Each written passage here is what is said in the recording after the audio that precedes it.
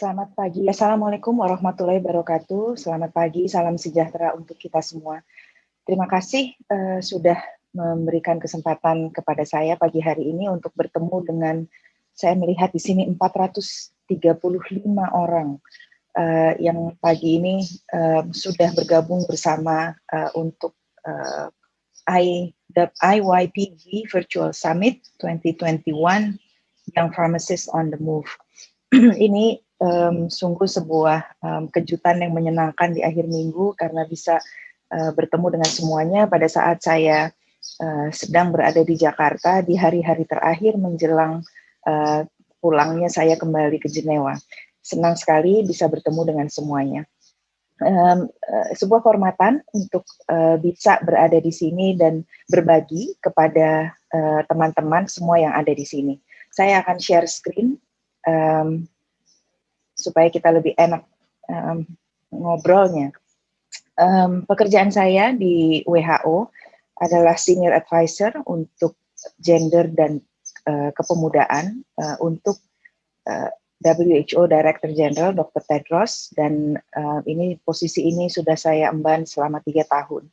Ini adalah sebuah posisi yang sebelumnya tidak pernah ada di dalam sepanjang sejarah WHO, dan dibuka posisi ini karena Dr. Tedros sangat concern dan merupakan gender dan pemuda adalah 2 dari prioritas utama beliau, yang dalam keadaan seperti apapun, walaupun dalam keadaan pandemi seperti sekarang, tetap malah justru semakin kencang menjadi prioritas Dr. Tedros.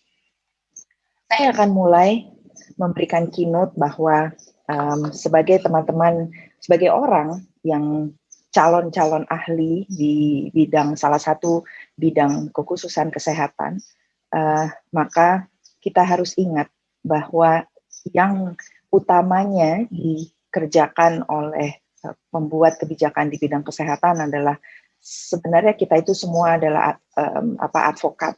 Kita itu selalu mengadvokasikan kesehatan di setiap kebijakan, health in all policies. Karena kita lihat contohnya saat ini sedang terjadi, ada bencana kesehatan, tetapi yang terdampak bukan hanya sektor kesehatan, tetapi semua. Ini adalah sedikit penyegar gitu untuk kita mengingat kembali apa itu maksudnya health in all policy. Satu, secara sistematis masuk ke dalam implikasi kesehatan. Kedua, adanya sinergi atau kesesuaian antar sektor, dan adanya terhindarnya kematian yang harmful, dan itu akhirnya berdampak kepada kesehatan populasi. 2 prinsip dari health in all policies, kita sering dengar equality dan equity. Di sini saya sedikit memberikan ilustrasi perbedaannya agar teman-teman yang nantinya akan menjadi pelaksana, pembuat kebijakan, aktivis-aktivis di sektor kesehatan, peneliti di sektor kesehatan, semua bidang kerja yang ada tersedia di bawah sektor kesehatan, paham betul apa itu equality dan equity. Kalau ada yang tanya, equality itu artinya ini. Jadi kita anggap saja ada pohon, isinya buah apel, dan kita kemudian menyediakan bantuan untuk teman-teman. Equality artinya bantuan yang diberikan sama. Apakah dia tinggi badannya pendek, sedang, atau tinggi justru. Jadi dengan box yang sama, seseorang bisa mencapai pohon ini. Tetapi equity itu sebenarnya adalah kesetaraan. Jadi dia memberikan keadilan yang berbeda sesuai dengan apa yang dibutuhkan. Bantuannya itu berbeda. Kalau orangnya tinggi badannya lebih rendah, ya berarti dia butuh box yang lebih tinggi. Demikian pula halnya dengan orang yang sudah tinggi, boxnya mungkin tidak terlalu tinggi lagi. Jadi kalau ada yang bingung nanti bilang equity dan equality itu apa? Kata kesetaraan, health equity, itu yang sering dipakai sebagai istilah. Dan equality biasanya dipakai sebagai gender equality. Artinya apa? Kadang-kadang ada yang bilang, harus 50% perempuan, harus 50% laki-laki. Tapi keduanya ini sebenarnya adalah prinsip dari yang sangat-sangat penting dari kesehatan. Nah, Apa yang sebenarnya dibutuhkan oleh dunia saat ini? Dunia membutuhkan diselamatkannya nyawa 3 miliar orang lagi. Ini adalah target WHO yang ingin dicapai sebelum terjadinya pandemi. Tahun 2018 WHO mengeluarkan sebuah rencana kerja dan yang mengatakan bahwa kami ingin menyelamatkan hidup 3 miliar orang lagi melalui 3 hal. 1 miliar diselamatkan melalui pembiayaan kesehatan, universal health coverage, jadi tidak ada barrier terhadap pembiayaan kesehatan dan akses terhadap pelayanan kesehatan, semuanya mendapatkan mutu yang sama. 1 miliar diselamatkan melalui populasi yang sehat, dan 1 miliar diselamatkan dari dampak-dampak kegawat daruratan kesehatan. Nah sekarang, dengan adanya pandemi seperti sekarang ini, tentu yang meninggal aja saat ini karena pandemi, itu sudah 2 juta orang kurang lebih. 2 juta orang ya, saya ulangi sekali lagi, itu 2 juta nyawa. Sementara kita yang berada di sektor kesehatan, berkecimpung di dalamnya, sebenarnya tujuan utama kita adalah menyelamatkan nyawa manusia. Jadi 1 nyawa pun hilang, itu sebenarnya kita tidak boleh menganggap biasa. Bayangkan sekarang 2 juta nyawa dan angkanya terus bertambah setiap harinya. Belum lagi dihitung yang sakit. Angkanya karena pandemi ini, karena wabah COVID ini sudah hampir sekitar mungkin lebih dari 9 juta orang. Ini yang kita ingin selesaikan. Akibatnya apa? Karena ada pandemi ini, health and well-being-nya juga terdampak, tentu. Jadi orang yang sudah sakit, populasi yang sudah sakit, sebesar ini sakitnya, ditambah sebelum-sebelumnya kondisi kesehatannya juga barangkali tidak menguntungkan, tentu tidak akan bisa mencapai potensinya sebagai sebuah populasi. Dalam komunitas itu dalam skala kecil, komunitas skala yang lebih besar, di kota atau kabupaten tempat tinggal, atau skala yang lebih besar lagi di dalam negara, jadi akibatnya di seluruh dunia. Layanan kesehatan juga terganggu. Jadi pembiayaan terhadap kesehatan, semua uang saat ini, anggaran sudah dikerahkan kepada bidang kesehatan, dan itu membuat kita harus berhitung kembali bagaimana nanti untuk recovery atau untuk kembali mempunyai anggaran kesehatan yang setidaknya tetap, kalau tidak harus bertambah, untuk memastikan agar semua tetap mendapatkan akses untuk layanan kesehatan. Jadi ini pastinya ini akan berubah, tetapi intinya adalah nyawa dari atau aspirasi dari target ini adalah kita harus sama-sama bekerja untuk 3 hal ini. Menyelamatkan dari dampak health emergency, memastikan adanya populasi yang sehat, dan memastikan tidak adanya barrier atau penghalang terhadap pelayanan kesehatan dan pembiayaan kesehatan. Kalau kita lihat impact dari COVID saat ini data dari UN Women tahun 2020 bulan April, pada waktu itu dihitung dampaknya 1,5 triliun US dollar. Ini hanya saya ambil satu contoh, mengambil dampak COVID kepada populasi yang paling rentan, yaitu diantaranya adalah perempuan dan remaja, anak remaja perempuan. Kita waktu itu lihat bulan April sudah 1,5 triliun US dollar. Kalau sekarang ditambah lagi 9 bulan setelah bulan April dengan pandemi yang semakin menggila, pekerjaan banyak yang kehilangan pekerjaan, tingkat kemiskinan yang kembali buruk, ini pasti sudah jauh lebih banyak.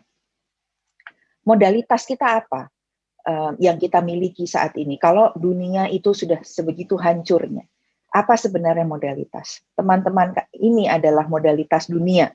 Modalitas untuk Indonesia, modalitas untuk profesi, modalitas untuk dunia secara keseluruhan. Ada lebih dari setengah, 60% isi dunia ini terdiri dari orang muda di bawah usia 30 tahun. Dan sekarang dalam kondisi di mana banyak sekali orang sakit dan meninggal, orang muda kita tahu, kita sama-sama ketahui adalah kelompok populasi yang paling termasuk paling tahan, paling resilient menghadapi dampak dari COVID ini. Jadi kaum muda lah harapan kita dan modalitas kita kembali untuk membangun bersama. Apa perannya?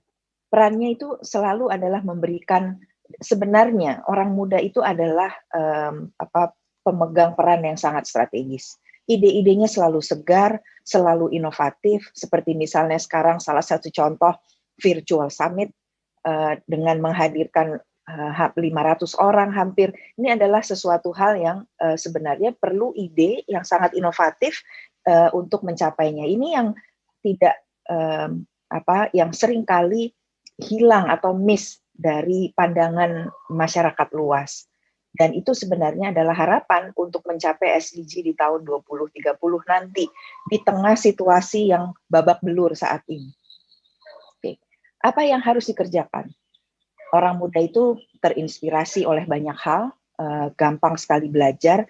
Kalau istilah yang sering dipakai adalah seperti sponge, yang mudah sekali untuk menyerap. Ilmu, inspirasi, aspirasi, semangat, energi, semua mudah sekali untuk diserap oleh orang muda. Dan mudah sekali kemudian dari inspirasi itu oleh orang muda dengan energinya dan caranya bergaul, berjejaring, mempunyai solidaritas antar sesama, tidak lagi mengkotak-kotakan, itu menggerakkan, mengubah inspirasi menjadi aksi. Apa aksinya? Kalau kita ingat kembali tadi angka-angka 3 miliar tadi, ada kelompok populasi yang kita inginkan untuk sehat, memastikan populasi itu tetap sehat, health and well-being dari sebuah populasi. Di saat seperti ini, kita melihat bahwa ada disrupsi terhadap layanan kesehatan. 90% dari negara di seluruh dunia berdasarkan studi WHO yang dikeluarkan bulan Agustus tahun 2020 itu terganggu layanan kesehatannya. Ada yang tutup sama sekali, ada yang mengecilkan, mempersingkat jam layanan, segala macam berubah karena pandemi. Dampaknya 70% diimunisasi, 69% di layanan kesehatan untuk penyakit kronis, 68% untuk keluarga berencana dan kesehatan reproduksi, 61% untuk kesehatan jiwa. Dan ini semua terjadi karena ada penurunan demand, 76% demand menurun. Kenapa? Karena layanan kesehatan harus mengubah dirinya menjadi lebih waspada dan itu membutuhkan kesiapan nakes untuk di-training kembali barangkali dan adanya budget constraint untuk pengadaan APD. Jadi ini yang kita harus lihat bersama sebagai situasi sekarang. Tapi sebenarnya apa yang kita ingin untuk capai? Apa yang kita mau sebenarnya? Itu adalah public health impact yang sebesar-besarnya di satu life course kehidupan. Dari mulai lahir, sejak di dalam perut, hingga usia tua. Ini yang ingin dikerjakan oleh kita semua, bukan hanya oleh WHO, tapi oleh kita semua. Apa yang dibutuhkan untuk bisa driving public health impact ini?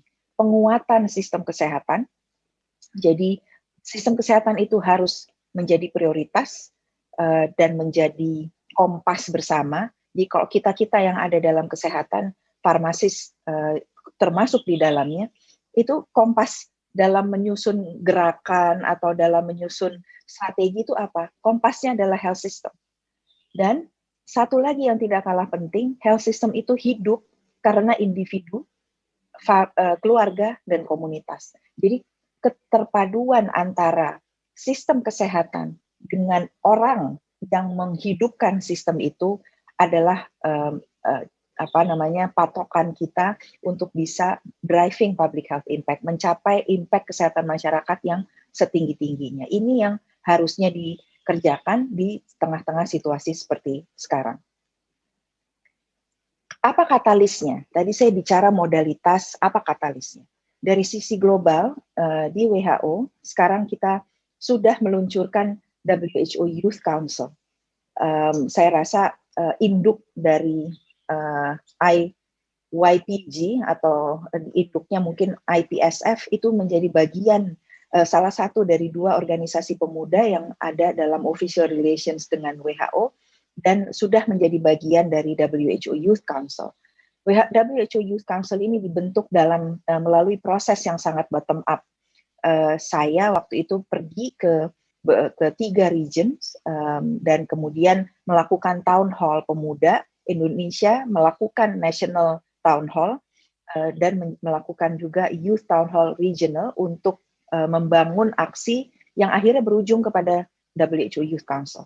Katalisnya adalah ini. Jadi di dalam badan WHO yang besar itu, sekarang pemuda sudah embedded, masuk ke dalamnya dan berinteraksi langsung dengan dirjen, dengan pengambil-pengambil keputusan di dalam WHO untuk bisa ikut menentukan arah kebijakan kesehatan global.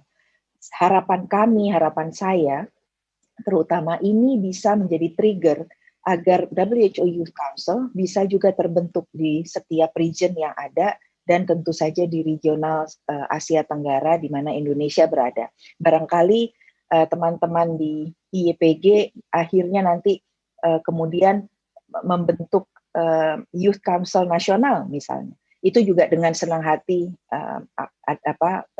akan di-endorse, dibantu, didukung oleh WHO karena itulah harapan saya sebenarnya.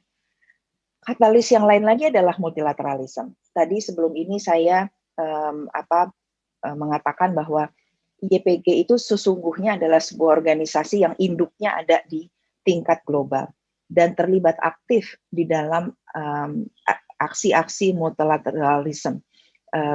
Contohnya, sekarang kita bicara banyak mengenai vaksin, itu adalah bagian dari upaya multilateralisme, dan kita bicara banyak mengenai alat tes ini, alat tes itu juga adalah bagian dari multilateralisme.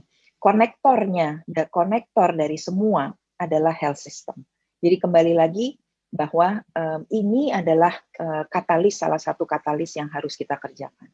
Katalis ketiga yang bisa digunakan untuk membangun kembali, dan saya yakin teman-teman di sini yang cukup kenal kehidupan saya sebelum WHO, mengenal Pencerah Nusantara, dan sejak awal saya adalah salah satu firm believer bahwa primary healthcare sejak 2012 Pencerah Nusantara diluncurkan, saya percaya sekali bahwa primary healthcare adalah salah satu cara untuk kita memastikan populasi Indonesia ini sehat. Dan puskesmas adalah tool terbesar, infrastruktur kesehatan terbesar yang hingga saat ini masih underutilized dan harus digunakan lebih optimum lagi. Banyak yang kemudian sudah dikeluarkan oleh WHO. WHO sendiri sejak tahun 78 sudah mengeluarkan deklarasi Alma-Ata dan diperbaharui di tahun 2008 dan 2018. WHO memperbaharui dengan deklarasi Alma-Ata yang terbaru, di mana di situ dikatakan primary healthcare ini adalah cara untuk memastikan tercapainya UHC. Dan sekarang dengan adanya pandemi, itu adalah cara untuk keluar dari pandemi. Jadi saya berharap teman-teman farmasis yang ada di sini menjadi akhirnya bisa bersama-sama membangun primary healthcare yang kuat, menjadi katalis di bidang multilateralisme, katalis pemuda untuk aktif dalam diplomasi, aktif dalam pembuatan kebijakan kesehatan melalui sebuah youth council. Ketiganya, bila digabungkan menjadi sebuah gerakan yang koheren dan integratif, saya berkeyakinan itu yang akan menjadi fondasi kita bersama membangun kembali. Apakah itu Indonesia, apakah itu seluruh dunia. Sekian dari saya, dan saya menunggu kalau misalnya ada yang perlu diklarifikasi, tapi karena ini keynote barangkali tidak ada tanya jawab. Silahkan, saya serahkan waktu kembali kepada panitia, dan saya harap berapa ratus orang, 400 orang yang ada di sini adalah kita-kita yang tidak pernah menyerah. Terima kasih. Wassalamualaikum warahmatullahi wabarakatuh.